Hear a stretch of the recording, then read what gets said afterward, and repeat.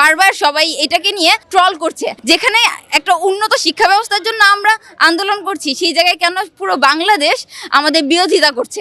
নিশ্চয়ই এটা উপর মহলের এমন কোনো চক্রান্ত, এমন কোনো ভয়ভীতি যে কারণে আমাদের আজ এই পরিস্থিতি পর্যন্ত আসতে হচ্ছে। শিক্ষা উপদেষ্টা মহোদয় কিভাবে বলতেছে যে এই দাবিটা অযৌক্তিক, তিতুমিরকে বিশ্ববিদ্যালয়ে রূপান্তর করা সম্ভব নয়?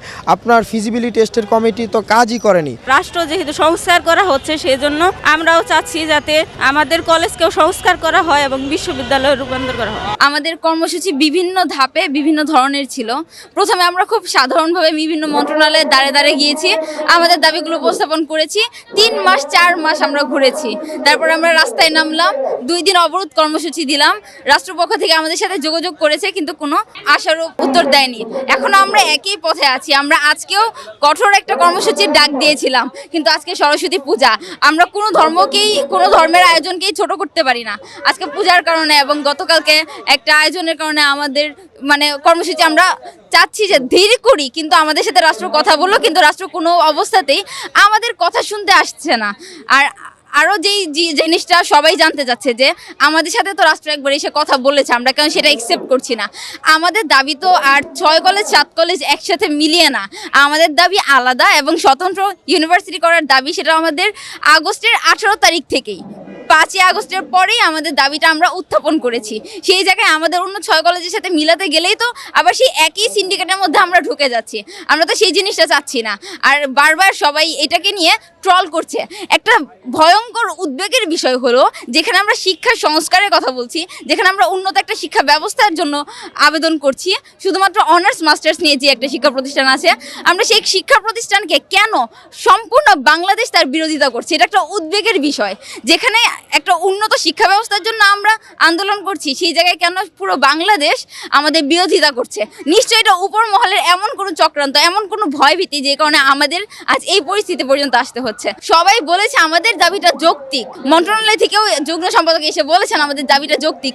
বিভিন্ন মহল থেকে শিক্ষাবিদরা বলছেন যে আমাদের দাবিটা যৌক্তিক। 28 বছরের দাবি, এটা অযৌক্তিক হলে চলতো না। আমাদের একটা শিক্ষা প্রতিষ্ঠানকে ইউনিভার্সিটি করার জন্য যতটুকু অবকাঠামো দরকার হয়, যেমন আমাদের এখানে অনার্স এবং মাস্টার্স, কোনো ইন্টার নাই, তার মানে কলেজ থাকার কোনো প্রয়োজনীয়তাই নাই। এখানে আমাদের প্রয়োজন কিছু পিএইচডিধারী শিক্ষক, বেশ কিছু শিক্ষক আছেন, এবং আমরা আরও কিছু শিক্ষক পেলে আমাদের গুণগত মানটা বৃদ্ধি পাবে।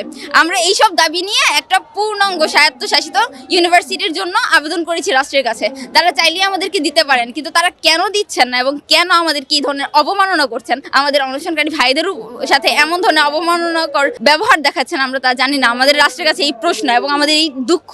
আমাদের যেই দাবিটা, এটা হচ্ছে একদম যৌক্তিক দাবি, এইখানে কোনো অযৌক্তিক দাবি না। কারণ একটা বিশ্ববিদ্যালয় হতে গেলে যতগুলা ক্রাইটেরিয়া আছে, সবগুলোই তিতুমির কলেজের বা আপনার তিতুমির ক্যাম্পাসের রয়েছে। তো আর আমাদের যেই আমরণ অনশন কর্মসূচি, সেই আমরণ অনশন কর্মসূচি গত 29 তারিখ বিকাল 5টা থেকে শুরু হয়েছে। আমাদের 6 জন শিক্ষার্থী আমরণ অনশন কর্মসূচিতে অংশগ্রহণ করেছে, এবং পাশাপাশি আমাদের গণ অনশনে অনেকে অংশগ্রহণ করেছে। আর আপনারা ইতিমধ্যেই জানেন যে আমাদের প্রতিদিন যারা অনশনকারী আছে, তারা অসুস্থ হয়ে হসপিটালাইজড হয়ে আবারই এখানে ফিরে আসছে। আজকে সকালেও আমাদের একজন শিক্ষার্থী, তাকে হসপিটালে নিয়ে যাওয়া হয়েছে। গতকালকে নিয়ে যাওয়া হয়েছিল আমাদের রানাকে নিয়ে যাওয়া হয়েছে। তো এই মুহূর্তে আমাদের 2 জন শহীদ সোহরাওয়ার্দী মেডিকেল কলেজে ভর্তি রয়েছে। 2024 সালের 18ই নভেম্বর বারাসাত টু মহাখালী আমাদের যেই বিক্ষোভ কর্মসূচি এবং ব্লকেট কর্মসূচি ছিল, সেই কর্মসূচি থেকে সরকার আমাদেরকে আহ্বান করেছিল যে আপনারা প্রতিনিধি টিম আসেন। আমরা মন্ত্রণালয়ে গিয়েছিলাম, সচিবালয়ে বসেছিলাম তাদের সাথে। তারা বলেছিল যে হ্যাঁ, অবশ্যই তিতুমিরকে বিশ্ববিদ্যালয়ে দেওয়ার যৌক্তিকতা আছে, এবং সেই যৌক্তিকতা নিয়ে তারা একটা ফিজিবিলিটি টেস্টের কমিটি গঠন করে দিয়েছিল। কিন্তু সেই কমিটি তো কাজই করে নাই। সেই কমিটি গঠন করে দেওয়ার পরে কাজ করেনি। তাহলে শিক্ষা উপদেষ্টা মহোদয় কীভাবে বলতেছে যে এই দাবিটা অযৌক্তিক, তিতুমিরকে বিশ্ববিদ্যালয়ে রূপান্তর করা সম্ভব নয়? আপনার ফিজিবিলিটি টেস্টের কমিটি তো কাজই করেনি। তাহলে আপনারা কিভাবে বুঝবেন যে এই দাবি যৌক্তিক না অযৌক্তিক? মাননীয় শিক্ষা উপদেষ্টা বলেছেন যে সেন্ট্রালাইজড একটা কাঠামোতে ঢুকানোর জন্য। আমরা তো ঢাবির অধিভুক্ত ছিলাম, ঢাবিতে যে বৈষম্যের শিকার হয়েছি, তো আমরা নতুন করে চাচ্ছি না আর কোনো বৈষম্যের শিকার হতে। তাই আমরা চাচ্ছি তিতুমিরকে স্বতন্ত্র বিশ্ববিদ্যালয়ে রূপান্তরিত করা এবং রাষ্ট্রীয়ভাবে স্বীকৃতি দেওয়ার দ্রুত সরকারের প্রতি আহ্বান জানাচ্ছি। একটি পূর্ণাঙ্গ বিশ্ববিদ্যালয় হওয়ার মতো যতগুলা ক্যাটাগরি থাকা দরকার সেটা আমাদের কলেজে রয়েছে, সেই জন্য আমরা আমাদের কলেজকে বিশ্ববিদ্যালয়ে রূপান্তর করতে চাচ্ছি। আন্দোলনটা দীর্ঘ সময় ধরে চলছে। জগন্নাথ বিশ্ববিদ্যালয়ের সাথে আমাদের কলেজকে বিশ্ববিদ্যালয়ে রূপান্তর করার কথা ছিল, কিন্তু যে কোনো একটা রাজনৈতিক কারণে সেটা হয়নি।